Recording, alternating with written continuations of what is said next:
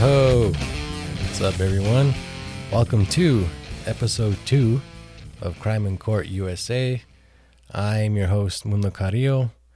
So, it's a pretty historical day in America. Very historical day. We'll get to that in a bit. First off, I hope you guys are doing well. Me, it's been rough. I had a stomach virus for about 5 days or so. Now, I don't want to go into detail, but I've either been in bed or in the bathroom. You know what I'm saying? For like 5 days straight. I've been eating nothing but ramen. It's been rough, man. It's been rough. I want to eat solid food. All right? That's all I want. I miss it. I miss it so much. I also threw my back out. So that's nice. So that's real nice. It's been a rough one for your boy, but you know what? I do not want to miss an episode of Crime in Court USA. If I miss an episode, it means I'm dead. All right. So no matter how sick I am, no matter how tired I am, you guys get an episode.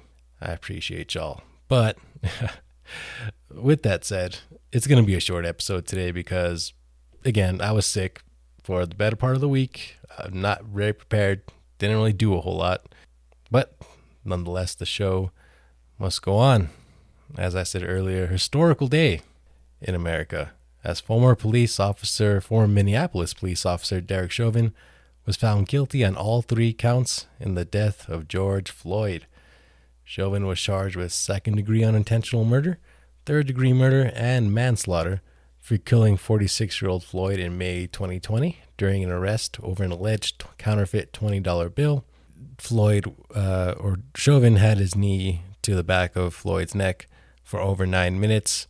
If you guys have seen the video, it's been around since last May. It's pretty horrifying and rightfully caused a lot of outrage. So people were happy about this verdict, as far as I can tell.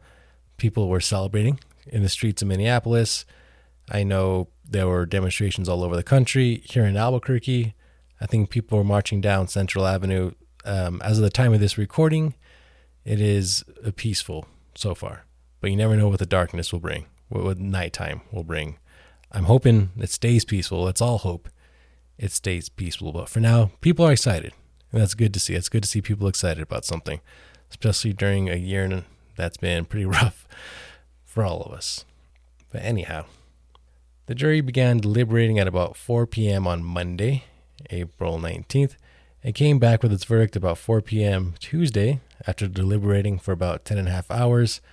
That is after they heard about 6 hours of closing arguments, and Chauvin was taken into custody after the verdicts were read.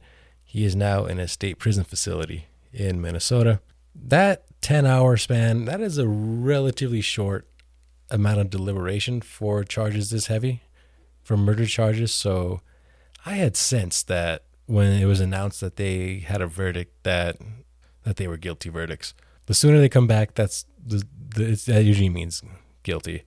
The longer it goes, usually a mistrial or an acquittal.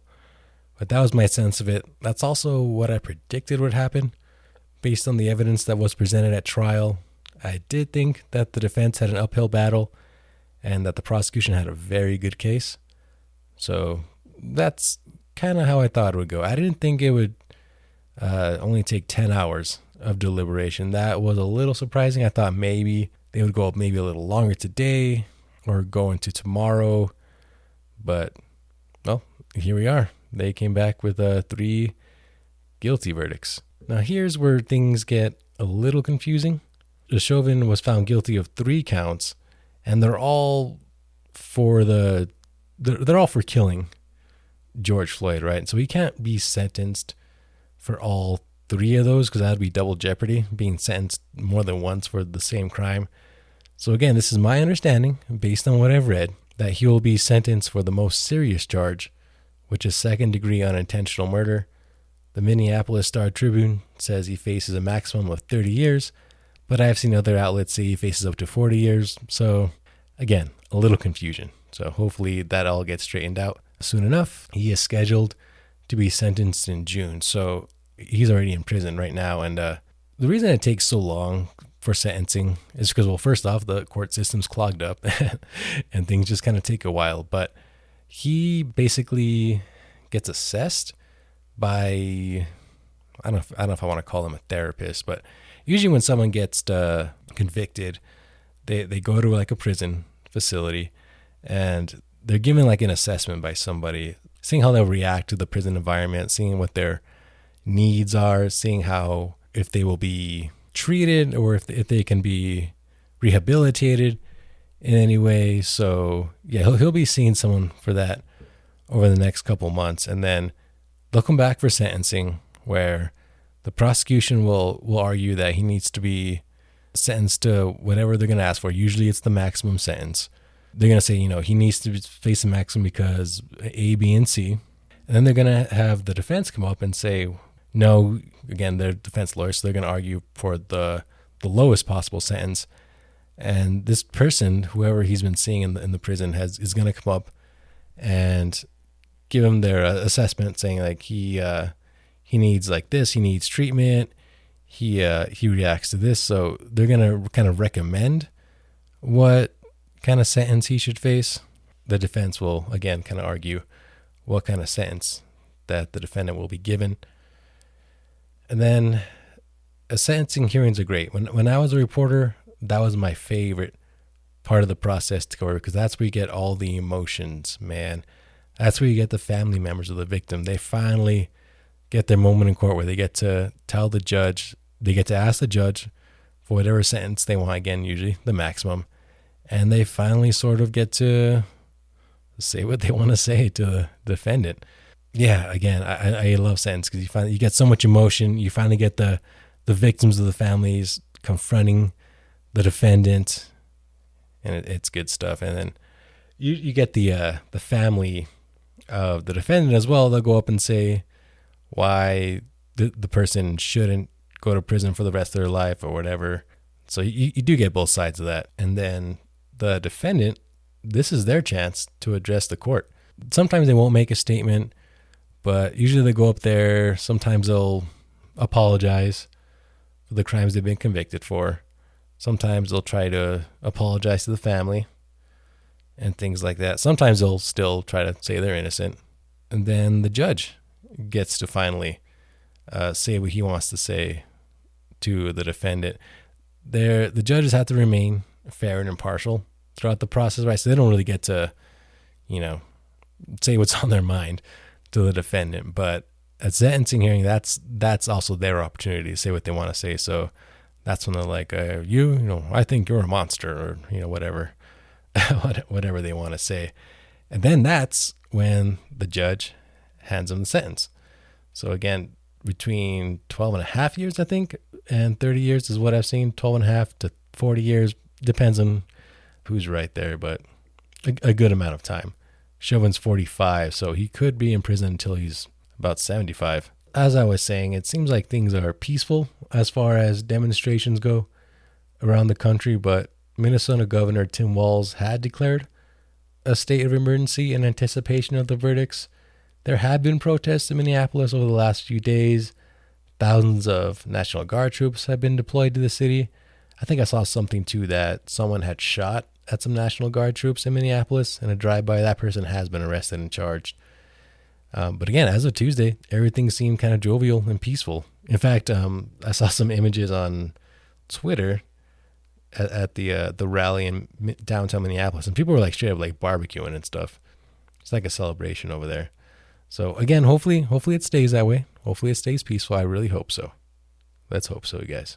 There's no official word on whether Chauvin will appeal the conviction, but there is speculation that he will appeal on the grounds that the jury was tainted by unfair media coverage and the settlement with Floyd's family. 2 weeks before the trial, the city of Minneapolis settled a wrongful death lawsuit with Floyd's family for $27 million. 2 potential jurors were dismissed after saying that they heard about the settlement and said that it tainted their ability to be fair and impartial and that they would think unfavorably towards Chauvin, so they were dismissed. I don't know if those reasons, again, that hasn't been, his lawyer hasn't said anything, that hasn't been made official, but I don't know if those reasons will get him to argue a mistrial or to argue the reversal of a conviction. You have to say that throughout the process, the trial process itself, that something was tainted, and I don't see how those two things really got in the way here. But we'll see. We'll see. This is probably not over. He might appeal. It's also worth noting that 3 other officers who were present during the incident with Floyd also face charges of aiding and abetting second-degree unintentional murder and second-degree manslaughter. And shout out to the 17-year-old girl who filmed the encounter on her cell phone. I know a lot of old people like to, get on the youngins for always being on their electronic devices. But hey, they're already changing the world, man. 17 years old, completely changed things. It's also worth noting that another former Minneapolis police officer is currently serving a 10-year sentence after being convicted of killing a woman who called 911 to report a possible domestic assault. I don't know if you guys remember that one. That was a couple years ago. A woman had reported a possible domestic incident going on in an alley by her place. The police showed up and somehow ended up shooting her instead. So, yeah, very tragic. And again, the officer got convicted and is currently serving 10 years. And I should also mention, by the way, since I mentioned it last time, former Brooklyn Center is a suburb of Minneapolis, a police officer, Kim Potter, has been charged with manslaughter and the death of 20-year-old Daunte Wright. She shot Daunte pretty much point blank during a traffic stop as Wright was fleeing arrest. He had a warrant out. He apparently was being pulled over for having expired tags on his car. Then once they pulled him over, they ran his information and found that he had a warrant for his arrest. So they attempted to take him into custody. He attempted to flee. She, according to her and her former police chief, she thought she had her taser in her hand and was about to tase him, but she actually had her gun in her hand.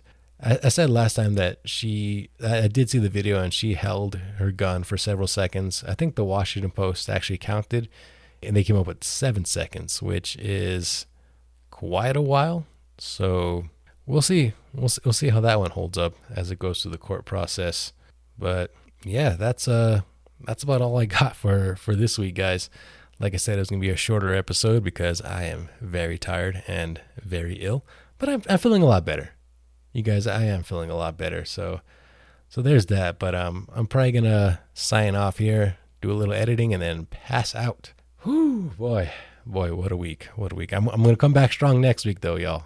Coming back strong. Hope to have a longer episode, more in-depth episode, or another well-researched episode. Again, whatever. Show them what's going on. So I want to knock out something this week. Remember to rate the show, review the show, share it with your friends, share it with your enemies. Why not? Make amends over this podcast. It's time, you guys. It's time. Also, you can follow me on Twitter at Mundo Carrillo. And that is about it for this week. Thanks for tuning in. Peace out.